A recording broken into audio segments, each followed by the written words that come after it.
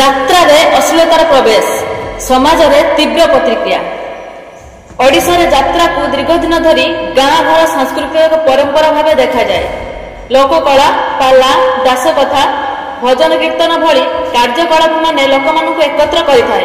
କିନ୍ତୁ ଶେଷ କିଛି ବର୍ଷ ଧରି ଏହି ଯାତ୍ରାରେ ଅନେକ ଅଶ୍ଳୀଳ ନୃତ୍ୟ ଏବଂ ବିବାଦୀୟ ପ୍ରଦର୍ଶନ ହେଉଥିବାରୁ ସମାଜରେ ତୀବ୍ର ଅସନ୍ତୋଷ ଦେଖାଯାଉଛି। ନିଶା ମହାରଣା, ସାହୁ ଭାଉଜ ଭଳି ଅଶ୍ଳୀଳ ନୃତ୍ୟଙ୍ଗନାମାନଙ୍କୁ ନେଇଥିବା କେତେକ ଯାତ୍ରା ପରିବାର କେନ୍ଦ୍ରିକ ସାଂସ୍କୃତିକ କାର୍ଯ୍ୟକ୍ରମରୁ ଦୂରେ ସରିଯାଇଛି।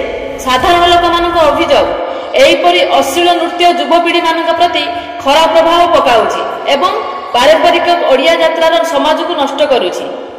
ଯାତ୍ରାରେ ଲୋକକଳା ହେବା ଉଚିତ, ଅଶ୍ଳୀଳତା ନୁହଁ। ଛୋଟ ଛୋଟ ପିଲା, ପରିବାର, ବୁଢ଼ାବୁଢ଼ୀମାନେ ଯାତ୍ରାକୁ ଯାଆନ୍ତି।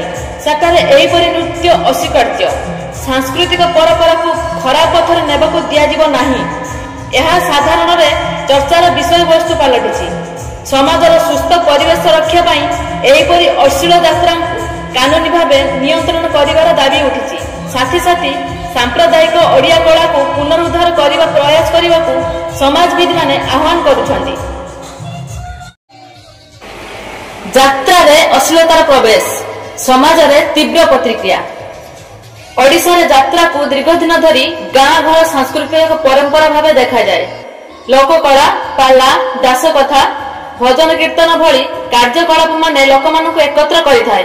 କିନ୍ତୁ ଶେଷ କିଛି ବର୍ଷ ଧରି ଏହି ଯାତ୍ରାରେ ଅନେକ ଅଶ୍ଳୀଳ ନୃତ୍ୟ ଏବଂ ବିବାଦୀୟ ପ୍ରଦର୍ଶନ ହେଉଥିବାରୁ ସମାଜରେ ତୀବ୍ର ଅସନ୍ତୋଷ ଦେଖାଯାଉଛି।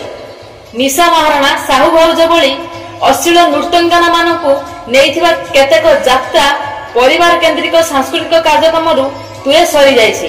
ସାଧାରଣ ଲୋକମାନଙ୍କ ଅଭିଯୋଗ, ଏହିପରି ଅଶ୍ଳୀଳ ନୃତ୍ୟ ଯୁବପିଢ଼ିମାନଙ୍କ ପ୍ରତି ଖରାପ ପ୍ରଭାବ ପକାଉଛି ଏବଂ ପାରମ୍ପରିକ ଓଡ଼ିଆ ଯାତ୍ରାର ସମାଜକୁ ନଷ୍ଟ କରୁଛି।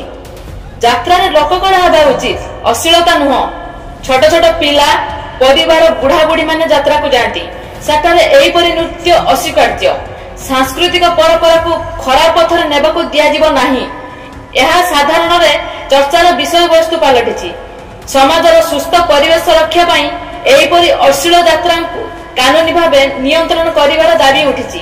ସାଥୀ ସାମ୍ପ୍ରଦାୟିକ ଓଡ଼ିଆ କଳାକୁ ପୁନରୁଦ୍ଧାର କରିବା ପ୍ରୟାସ କରିବାକୁ ସମାଜବିଦମାନେ ଆହ୍ୱାନ କରୁଛନ୍ତି।